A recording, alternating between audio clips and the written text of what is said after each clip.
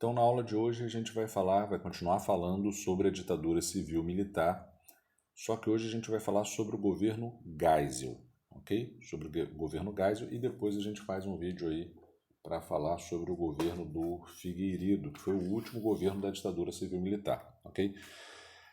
O Geisel governou de 1974 a 1979, tá? Lembrando que o período que a gente chama de ditadura civil-militar é o período que vai de 1964 até 1985, ok? O período que durou 21 anos. Por isso, inclusive, eu já indiquei aquele documentário chamado O Dia que Durou 21 Anos, ok? Então agora a gente vai falar aí do quarto presidente militar, né, do general Ernesto Geisel, que tomou posse em 1974 a partir de uma eleição indireta, né, feita pelo Congresso Nacional, que foi transformado em colégio eleitoral, e é naquele esquema que a gente sabe, né, onde apenas o MDB e a Arena votavam, né, já que no início do regime militar foram extinguidos todos os partidos políticos e foram criados dois: a Arena, Aliança Renovadora Nacional, para representar os militares, e o MDB para fazer uma espécie de oposição consentida, né? O MDB é o Movimento Democrático Brasileiro, que depois virou PMDB e agora voltou a ser MDB.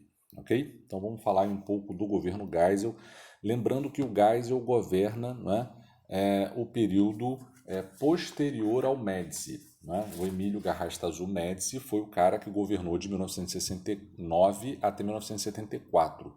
E foi no governo Médici que houve aquele período de grande crescimento econômico que a gente chama de milagre econômico brasileiro. Né?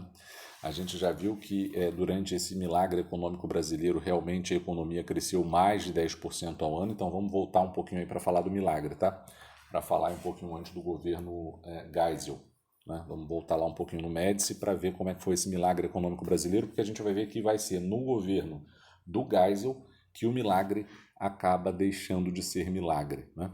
A gente já viu aí, inclusive, que como a Sônia Regina de Mendonça diz, né, milagre seria não ter havido milagre, ou seja, milagre seria não ter havido um grande crescimento econômico durante o período de 68 e 73, se considerarmos o receituário que os militares utilizaram para promover aquele desenvolvimento econômico acelerado. Então, realmente houve um crescimento econômico acelerado, só que o que os historiadores chamam a atenção é para o fato das contradições e dos mecanismos que foram utilizados para promover esse crescimento econômico acelerado que a gente chama de milagre econômico brasileiro. Então, realmente houve um crescimento aí superior a 10% ao ano, né, no período 68, 73, 74, só que a gente já viu, né, que esse crescimento econômico ele se deve a uma série de fatores, como a abertura para o capital externo, né, a política de arroxo salarial, enfim, a política de combate ao movimento operário, enfim. Existe toda uma lógica, não é, que produziu aquele crescimento econômico acelerado. E como ele, que a gente chama de milagre econômico, né? E como esse crescimento econômico acelerado, ele tinha como uma das suas bases, né? Uma das suas principais bases, era o financiamento do capital externo, que era muito grande, que foi muito incentivado durante o regime militar, né? Principalmente do capital norte-americano ou estadunidense. Quando houve, em 1973, a crise internacional do petróleo, né, e aí o petróleo do dia para a noite aumentou de preço, né, o Brasil foi afetado duramente por essa crise, né, foi golpeado na cabeça, digamos assim. Por quê? Porque o Brasil, naquela época, importava basicamente 80% do petróleo que consumíamos na época. Né? Hoje o Brasil é, entre aspas, autossuficiente de petróleo, ou seja, produz tudo o que consome. Não é exatamente assim, porque parece que a gente exporta o bruto e importa o mais propício para fazer gasolina e tal, mas o fato é que, bem ou mal, hoje a gente produz, né, grosso modo, tudo aquilo que a gente consome. Na época lá da década de 70, não. Na década de 70, nós importávamos cerca de 80% de todo o petróleo que consumíamos. E aí, quando houve a crise do petróleo de 73, o preço do barril do petróleo triplicou do dia para a noite. E do dia para a noite, o Brasil teve que desembolsar mais dinheiro, né, para importar o petróleo que nós consumimos, né? Então, isso afetou drasticamente a nossa balança de pagamentos, né? Porque o Brasil teve que dispor de mais recursos para importar o mesmo petróleo que ele importava antes. Então, a crise internacional do petróleo foi uma paulada na cabeça do milagre econômico, né? E aí esse milagre econômico, a partir de 73, vai acabar ruindo, né? Vai acabar deixando de existir. E aí vai chegar um período de uma recessão, de uma crise econômica terrível no país, e aí os próprios militares vão perceber que era hora de entregar a batata quente para os civis, ok? Então, o porrete na cabeça do milagre econômico foi a crise do petróleo de 73. E no final da década de 70 teve a segunda crise do petróleo, que vai de vez enterrar aí esse milagre que vinha acontecendo, que não era tão milagre como já bem disse a Sônia Regina de Mendonça, eu já citei para vocês. Bom, então essa crise econômica faz com que o próximo presidente, que no caso é o Geisel, né, esse que a gente vai falar, esse que a gente já agora, a partir de agora, está falando no capítulo 27, ele tem a missão, a tarefa, né, a responsabilidade de promover o processo de abertura política, ok? Então o Geisel ele ficará conhecido, né, como o presidente militar que pôs início ao processo de abertura política, beleza? Então vamos ver aqui na leitura do texto e aí já a gente fala novamente das consequências do milagre econômico, né? E a gente vai ver aí como foi feito o processo de abertura política. Tá? Deixa eu só falar de um detalhe. Quando houve a crise internacional do petróleo, o Brasil se viu obrigado a gastar 3 vezes mais para importar petróleo, né? Os militares eles acabaram, para tentar resolver a questão aí da dependência do petróleo, eles tentaram investir muito num programa chamado Proálcool, né? Que era o Programa Nacional do Álcool. Isso está escrito lá na página 37. Com esse programa, o que os militares queriam era incentivar a produção do etanol combustível para diminuir a dependência do Brasil do petróleo, né? Isso foi positivo por um lado, né, porque realmente tornou a gente menos dependente do petróleo importado, mas por outro lado, né, ao incentivar a produção de cana-de-açúcar para produção, para fazer o etanol, né, para fazer o álcool combustível, o que se viu foi um menor investimento, né, nas lavouras de produção de subsistência, né, ou seja, para o consumo, né, das pessoas, e isso gerou um aumento de preços, né? E além de tudo, né, muitos acabam criticando, né, o fato de que para se produzir o álcool, né, você tem uma intensa exploração, né, do solo para a produção de cana-de-açúcar e da mão de obra dos chamados boia-fria que trabalham, né, na extração da cana-de-açúcar. Então, esse proálcool acabou sendo uma alternativa, mas também não foi tão,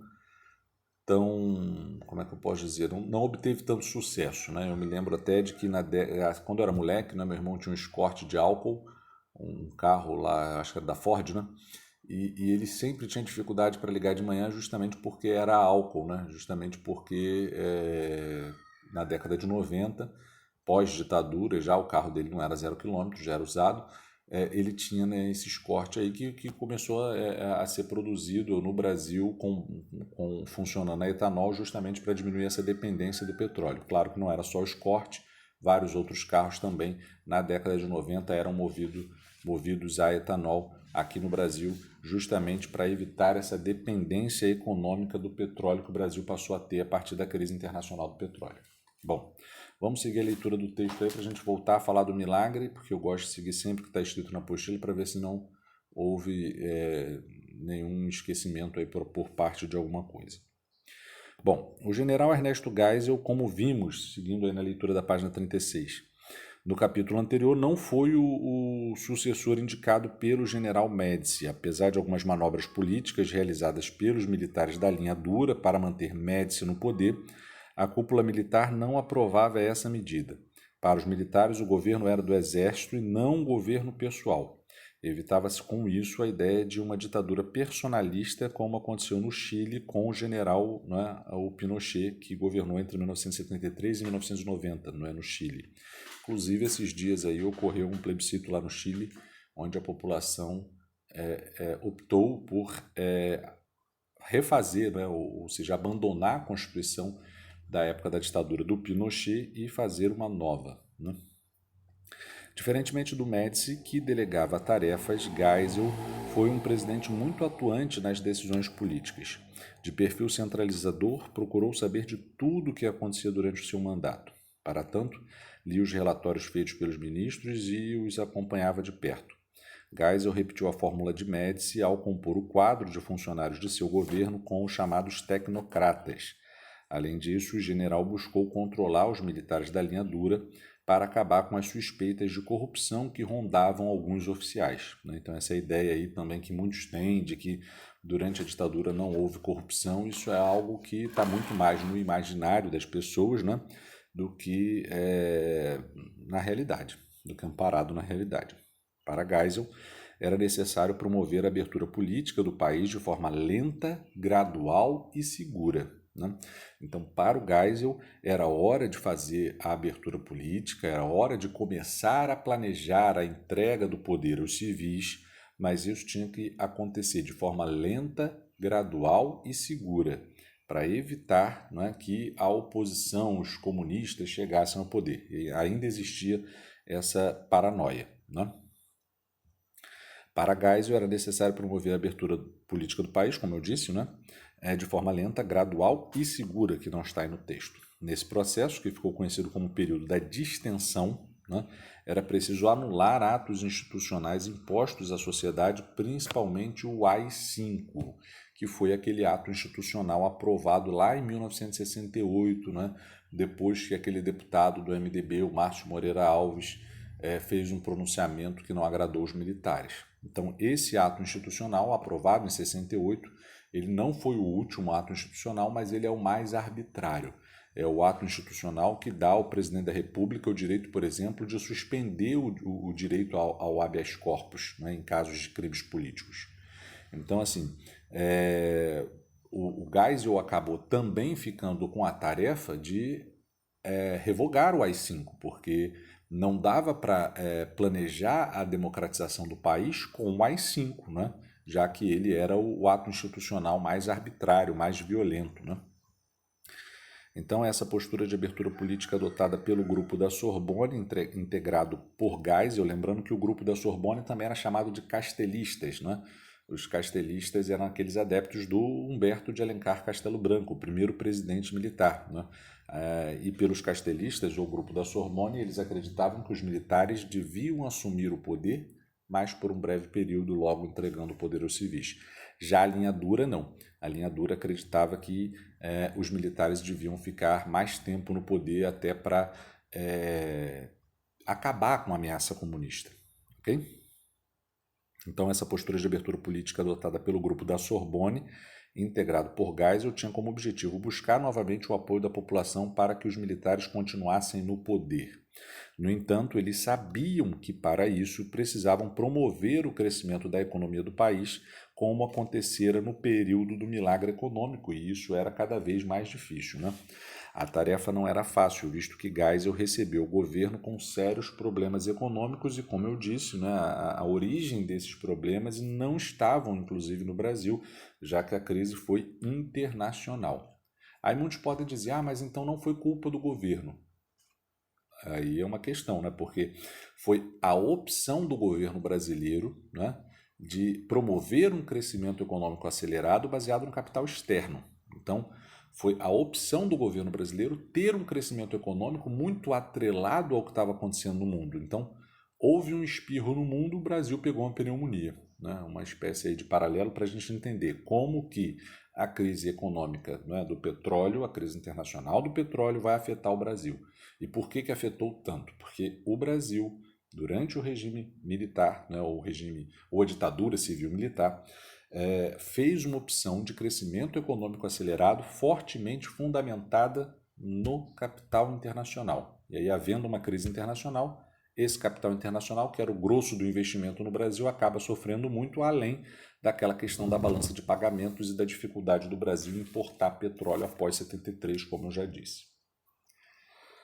As consequências do milagre econômico. Então, o milagre econômico representou um momento de grande crescimento econômico do Brasil durante o governo Médici, ok? Lembrando que a gente já está no Geisel.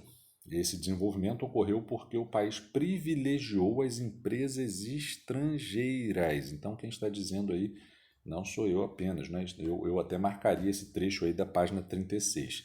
Esse desenvolvimento ocorreu porque o país privilegiou as empresas estrangeiras, pegou muitos empréstimos e manteve baixos os salários dos trabalhadores, né? A gente já viu que uma outra fórmula que permitiu o milagre acontecer foi aquela política do arroxo salarial. Como foi um crescimento alcançado com capital externo, sem bases firmes e sólidas, a longo prazo ele poderia se tornar um grande problema, e foi o que aconteceu. Aliada à crise econômica brasileira, ocorreu a crise internacional do petróleo em 1973. O Brasil, que importava o mineral, enfrentou sérios problemas. O preço do barril aumentou consideravelmente e a disponibilidade de capitais externos reduziu bastante. O país passou a gastar mais e a ter menos recursos para solucionar os seus problemas internos. Para tentar resolver a questão do petróleo, como eu já disse, o governo criou o Proálcool, Programa Nacional do Álcool. Com ele, latifundiários passaram a receber ajuda do governo. Olha que interessante, os latifundiários passaram a receber ajuda do governo, né? Com empréstimos a juros baixos para investir na lavoura de cana-de-açúcar e depois instalar usinas para a produção do álcool, né? Então, os latifundiários acabavam recebendo benefícios, mas a população acabou sofrendo com o aumento de preço dos alimentos, né? Já que os latifúndios acabaram preferindo produzir a cana-de-açúcar para a produção do etanol do que muitas vezes produzir alimentos. No entanto, no governo Geisel, né, também foi criado o primeiro projeto para a construção e instalação de usinas nucleares destinadas à produção de energia elétrica, né? Então, o Brasil acabou ficando muito preocupado diante da crise internacional do petróleo com essa questão energética, né? Porque viu-se tardiamente, mas pelo menos percebeu-se ainda, né? Não sei se há tempo, mas percebeu-se que o Brasil precisava sim ter um projeto de desenvolvimento, né, energético mais independente para ficar menos sujeito às questões internacionais, como foi essa crise do petróleo. O local escolhido para a instalação foi o município de Angra dos Reis, no Rio de Janeiro. Quem já fez aquela viagem, né, pela Rio Santos, quem já foi ao litoral de São Paulo, pela Rio Santos, como eu já fui muitas vezes, né, porque desde criança tenho uma irmã que mora em Ilhabela, já viu a usina de Angra dos Reis, que foi criada nessa época, né, justamente para evitar aí essa dependência maior do Brasil em relação aos métodos convencionais de produção de energia. Tais medidas visavam diminuir o consumo de gasolina no país, reduzir a dependência do mercado externo e criar fontes alternativas para o problema da falta de energia. Os dois projetos receberam inúmeras críticas. Para os opositores, o incentivo à cana-de-açúcar poderia levar muitos latifundiários a abandonarem a produção de alimentos, provocando a fome generalizada no país, e isso até aconteceu em alguns casos, né? As usinas nucleares, por sua vez, foram criticadas não só porque o investimento era muito alto, mas também pelo perigo que ofereciam à população local e ao meio ambiente como um todo, né?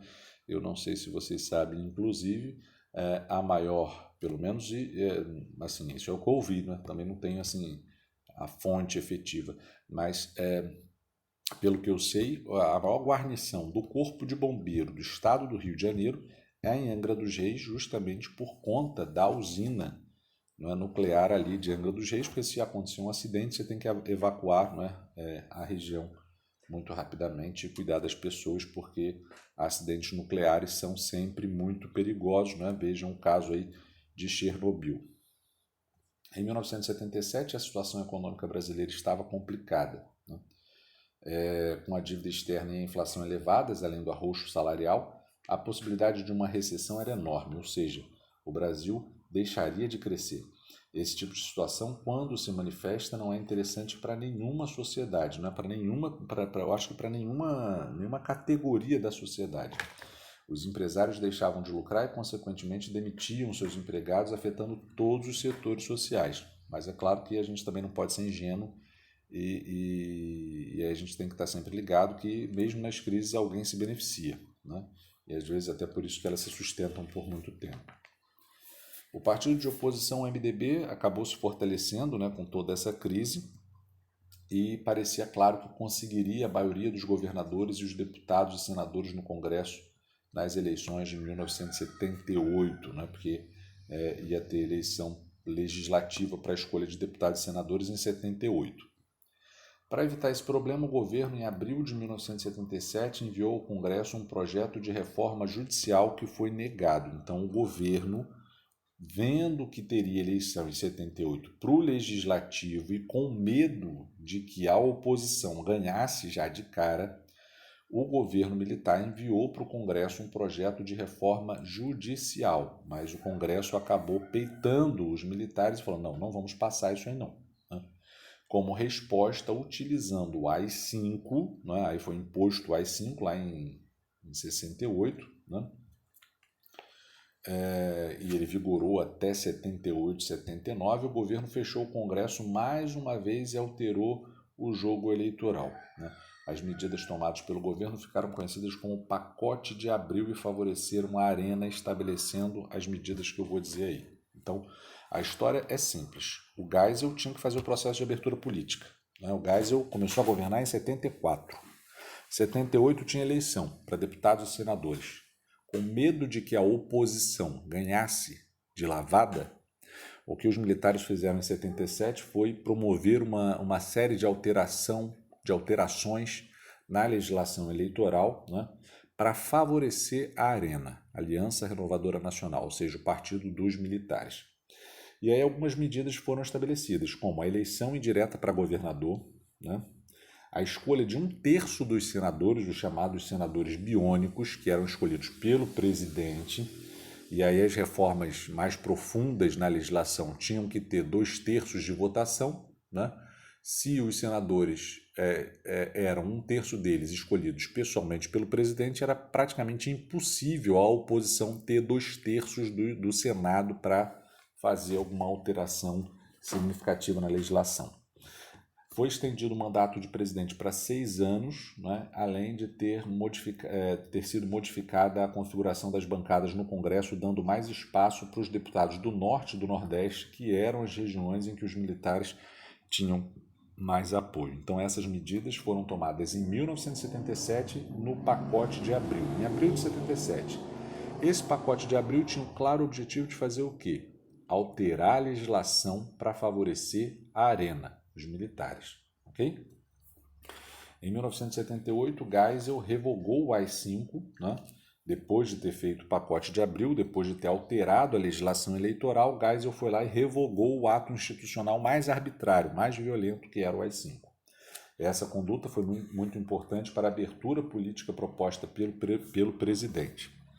É preciso salientar que a sociedade brasileira estava insatisfeita com os governos militares e já se mobilizava contra eles. Uma outra coisa que é interessante também é que grupos que antes haviam apoiado o golpe contra o João Goulart, que haviam apoiado a ditadura, né, acabavam agora se colocando contrário a ela. Quais eram esses grupos? A OAB, por exemplo, que inicialmente apoiou o golpe de 64, depois acabou se colocando contra ele, e a Igreja Católica, né, que também inicialmente apoiou o golpe de 64, achando que o João Goulart era comunista, e depois acabou vendo que os atos de exceção, as torturas, os desaparecimentos, né, os desaparecimentos eram constantes, e aí a Igreja e a OAB, que até então haviam apoiado o golpe, acabaram passando aí a fazer oposição à ditadura e a exigir a volta da liberdade e da democracia no país. Muitos empresários que também haviam financiado a chegada dos militares ao poder, né, acabaram ficando insatisfeitos com os incentivos fiscais, com os benefícios que eram dados às empresas multinacionais, ou seja, estrangeiras no país, e também passaram a desejar a volta da democracia. Então, se a burguesia nacional, a Igreja Católica, a OAB apoiou o golpe, agora a OAB, a Igreja e até muitos empresários nacionais deixam de apoiar a ditadura porque viram, né, que os militares estavam beneficiando muito mais as empresas estrangeiras do que as empresas nacionais. As passeatas de estudantes tão fortes na década de 1960 voltaram às ruas de algumas cidades. Os trabalhadores das indústrias metalúrgicas do ABCD paulista, Santo André, São Bernardo do Campo, São Caetano do Sul e Diadema, a partir de 1978 passaram a exigir a restituição de seus direitos, como o direito de greve, que tinha sido anulado, né, na ditadura, e o ajuste salarial. Foi nessa região que surgiu o novo sindicalismo independente do governo e, consequentemente, surgiu a figura de Luiz Inácio Lula da Silva, líder dos sindicalistas e que acabou aí se promovendo, né, ou melhor, se destacando na política nacional no final da ditadura. Bom, então é isso, né? Falamos aí sobre o governo Geisel. E na próxima aula a gente vai ver o último governo militar, o governo do senhor João Batista Figueiredo, que governou de 1979 a 1985. É isso então.